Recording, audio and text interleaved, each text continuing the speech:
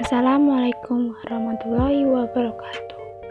Kami dari kelompok 12 akan menjelaskan materi bab 13 atau membangun karakter muslim atau building muslim karakter.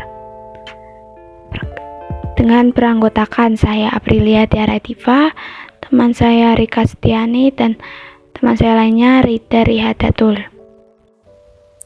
A. Prinsip dasar membangun karakter.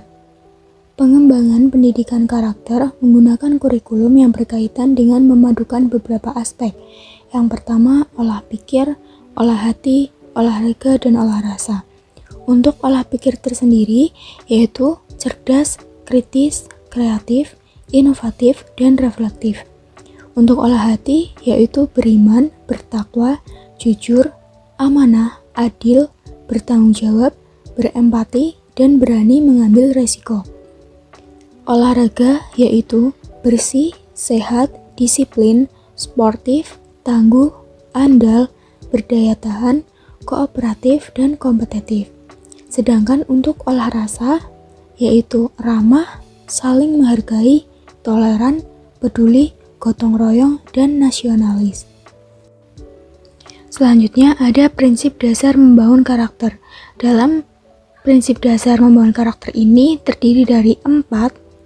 Yang pertama ada akar dari karakter adalah pikiran. Mengembangkan karakter sama dengan menguatkan pikiran dan memperbaiki wawasan. Selanjutnya ada harus dilakukan terapi kognitif, terapi iman. Dan yang terakhir ada terapi iman menghasilkan pondasi yang kokoh bagi terwujudnya amal soleh. B. Wujud bangunan karakter muslim. Pusat kurikulum memberikan pengertian karakter sebagai watak, tabiat, akhlak, atau kepribadian seseorang yang terbentuk dari hasil internalisasi nilai-nilai kebajikan yang diyakini dan digunakannya sebagai landasan cara pandang berpikir, bersikap, dan bertindak. Untuk membangun karakter muslim, itu karakter disebut juga dengan akhlak yang terdiri dari iman dan amal soleh. Membangun karakter adalah usaha sadar dan terencana dalam menanamkan nilai-nilai sehingga terinternalisasi dalam diri peserta didik yang mendorong dan mewujud dalam sikap dan perilaku yang baik. Iman adalah kumpulan nilai-nilai kebenaran yang dipahami dan diyakini secara mutlak yang kemudian mengarahkan pemikiran, membentuk kemauan, dan meluruskan perilaku. Amal soleh. Amal soleh adalah kumpulan tindakan dan sikap yang lahir dari kesadaran pemikiran akan nilai-nilai kebenaran, kebaikan, keindahan, serta kemauan yang kuat yang berubah menjadi tekad. Yang ke-C yaitu The Tarbiyah Project adalah visi, kerangka, dan satu seprograman dan rencana strategis untuk reformasi pendidikan Islam di Amerika Utara. Yang pertama ada konsep dan visi The Tarbiyah Project. Konsepnya yaitu adalah pendidikan Islam yang seharusnya baik prinsip, tujuan, isi, dan pendekatannya, dan visi tentang pendidikan Islam yang seharusnya dalam praktek untuk mengamankan anak-anak dalam kerangka secara Islami. Sedangkan yang kedua adalah kerangka kerja. Kerangka untuk merancang dan menyusun kurikulum pendidikan Islam, baik apa yang diajarkan dan bagaimana itu diajarkan. The Tarbiyah Project memiliki visi yang jelas, didefinisikan secara tepat, baik isi, struktur, dan strategi untuk pendidikan Islam. Sedangkan yang ketiga, Tarbiyah Project adalah seperangkat program-program yang fokus pada pengajaran nilai-nilai Islam dan mendorong pendekatan kreatif untuk ajaran Islam dan pembelajaran. Lalu yang keempat yaitu The Tarbiyah Project adalah merupakan rencana strategis mengembangkan sumber daya kurikulum untuk pendidikan Islam di Amerika Utara, termasuk rencana pengembangan kurikulum dan pelatihan staf, orang tua, serta pengembangan dan program publikasi nilai-nilai pendidikan Islam. Lalu, sejarah The Tarbiyah Project. The Tarbiyah Project dimulai beberapa tahun yang lalu ketika sekelompok individu yang terlibat dalam bidang pendidikan Islam bertemu untuk merefleksikan arah dan hasil praktek pendidikan Islam saat ini. Dimulai tahun 1995 oleh Darul Islam Corporation tentang karakter pendidikan Islam. Tujuan kegiatan ini adalah untuk mendorong cara-cara memperkuat hubungan antara nilai-nilai dan praktek dalam pendidikan Islam dan untuk mengeksplorasi cara-cara upaya pemersatu pendidikan Muslim, praktisi, dan keluarga untuk bergabung dengan konsorsium sekolah Islam yang akan bekerja secara kolektif di bidang pendidikan nilai Islam. Hal ini menyebabkan pembentukan The Tarbiyah Project pada tahun 1996. Tujuan dari The Tarbiyah Project adalah untuk menyatukan bakat mendidik dan intelektual Muslim untuk menemukan cara-cara kreatif dan efektif, menanamkan sistem nilai Islam dalam hati dan pikiran pemuda Muslim. Para pendiri project sangat percaya bahwa tujuan dari The Tarbiyah Project adalah untuk memperluas pengetahuan kita tentang praktek sukses dalam mendorong dan menyebarluaskan secara efektif The Tarbiyah Project bagi orang lain untuk belajar dan menerapkannya. Prinsip Tarbiyah. Visi pendidikan Islam yang diusulkan oleh The Tarbiyah Project adalah membuat perbedaan penting antara mengajar tentang Islam dan pengajaran menjadi Muslim. Hal ini didasarkan pada pandangan bahwa tujuan pendidikan Islam tidak mengisi pikiran anak-anak kita dengan informasi tentang Islam, tetapi mengajari mereka untuk benar-benar menjadi Muslim.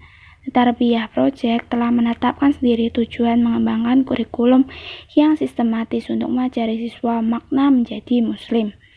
Kerangka kurikulum ini adalah wilayah-wilayah nilai pendidikan Islam yang berfokus pada keyakinan, nilai-nilai sopan santun, dan hak-hak dan tanggung jawab, perasaan, sikap, dan keterampilan moral menurut Udin S. 2001.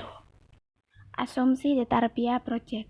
Beberapa asumsi tentang sifat dan ruang lingkup pengajaran Islam dan pembelajaran mendasari pekerjaan The Tarbiyah Project menuju visi pembaruan pendidikan Islam. Project dan visi pendidikan Islam termasuk keyakinan bahwa pendidikan Islam pertama dan terutama harus fokus pada nilai-nilai ajaran dan harus menekankan isu-isu Islam, identitas, dan harga diri, dan harus memenuhi kebutuhan real dan kekhawatiran siswa. Harus menekankan dan memberikan pelatihan kepemimpinan, dan keterlibatan orang tua sangat penting untuk mencapai tujuan pendidikan Islam. Pembelajaran yang efektif. Dalam buku A Renewed Revision of Islamic Education Implementing The Tarbiyah Project in Your School berisi tentang pembelajaran efektif. Beberapa faktor penting untuk pengajaran yang efektif dapat terjadi bila pendidik dan praktisi Muslim menyadari peran penting dari faktor-faktor yang dapat memberi dampak keefektifan dan harus dievaluasi, yaitu meliputi 1. Bermakna, yaitu siswa harus merasa bahwa konten belajar mereka layak atau patut karena bermakna dan relevan untuk kehidupan mereka. Lalu yang kedua, integratif. Instruksi harus terintegrasi, meliputi dan melibatkan seluruh anak, berupa spiritual, emosional, sosial, intelektual, dan fisik. Lalu yang ketiga, berdasarkan nilai. Instruksi harus fokus pada nilai-nilai dan mempertimbangkan dimensi etis dari topik. Dengan cara ini, pendidikan Islam menjadi kendaraan yang kuat untuk pembangunan karakter sehingga mencapai tujuan yang benar. Lalu yang keempat, menantang atau challenging.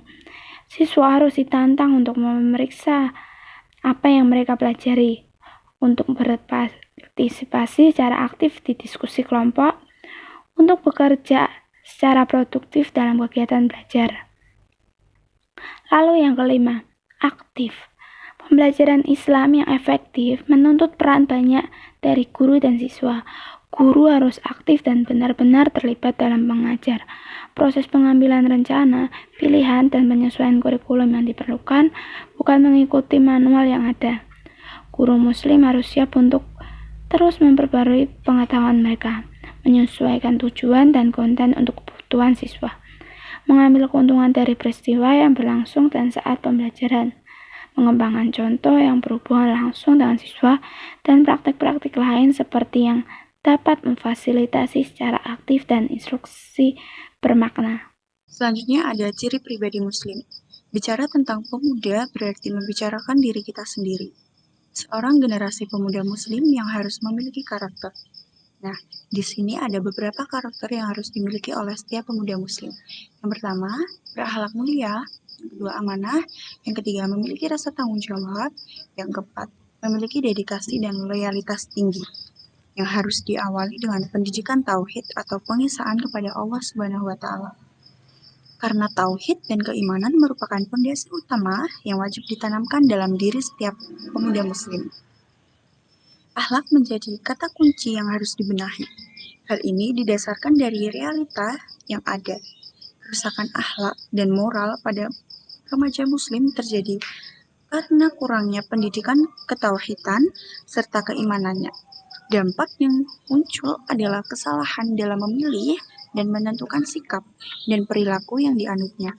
Hal ini akan berlanjut salah dalam menyelesaikan permasalahannya, sehingga tanpa mereka sadari dapat menjerumuskan mereka kepada suatu lubang kemaksiatan.